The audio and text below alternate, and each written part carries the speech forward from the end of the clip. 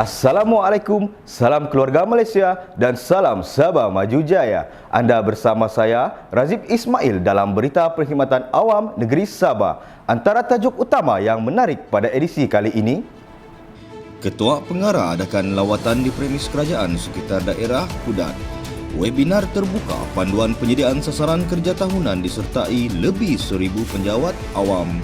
Seramai 42,097 wanita terima manfaat menerusi inisiatif bantuan Baiduri. Ketua Pengarah Perkhidmatan Awam Negeri Sabah yang berbahagia Datuk Rosmadi Datuk Sulai telah mengadakan lawatan di beberapa premis kerajaan sekitar daerah Kudat pada Jumaat lepas. Lawatan kerja ini bertujuan memantau pelaksanaan serta memberi penerangan mengenai keberkesanan penggunaan sistem perakam kehadiran biometrik atau dikenali sebagai FacePrint, sekaligus mendengar isu-isu berkaitan perkhidmatan awam negeri. Menurut beliau, langkah ini bagi memastikan penularan jangkitan COVID-19 dapat dibendung, ekoran tren laporan kes harian didapati meningkat melepasi angka 1,000. Walau bagaimanapun, penganjuran yang memerlukan kehadiran secara fizikal diarah supaya mewajibkan setiap individu menjalani pemeriksaan ujian kendiri terlebih dahulu selain mengehadkan tempoh majlis selama 2 jam sahaja dengan kapasiti maksima 1/3 ruang premis. Pihak penganjur juga perlu memastikan prosedur operasi standard SOP yang ketat dipatuhi sepanjang berlangsungnya majlis. Webinar terbuka mengenai panduan penyediaan sasaran kerja tahunan, kaedah penyediaan SKT dan panduan penilaian prestasi secara berkesan yang diadakan pada Selasa lepas menerima sambutan yang cukup memberangsangkan daripada pelbagai pejabat kerajaan negeri. Webinar yang dilaksanakan secara maya ini dianjurkan oleh Unit Pengurusan Bakat dan Prestasi Bahagian Perkhidmatan Awam Jabatan Perkhidmatan Awam Negeri Sabah. Pengisian acara sepanjang 1 jam lebih itu melibatkan tujuk ajar mengenai kaedah penyediaan SKT, panduan penilaian prestasi secara berkesan serta ciri pembaruan sistem penilaian prestasi.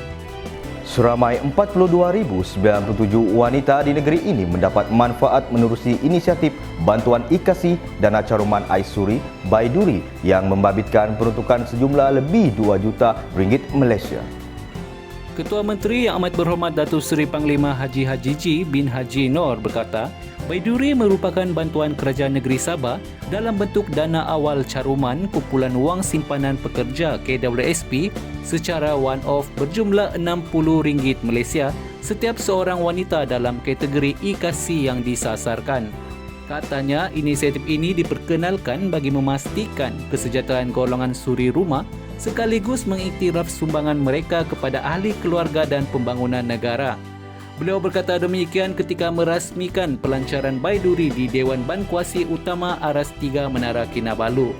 Dalam pada itu, Yang Amat Berhormat Ketua Menteri berkata, manfaat lain yang diperoleh menerusi inisiatif ini adalah memberi perlindungan kepada kehidupan wanita seperti bantuan hilang upaya, bantuan kematian serta pengeluaran caruman pada usia 50, 55 dan 60 tahun.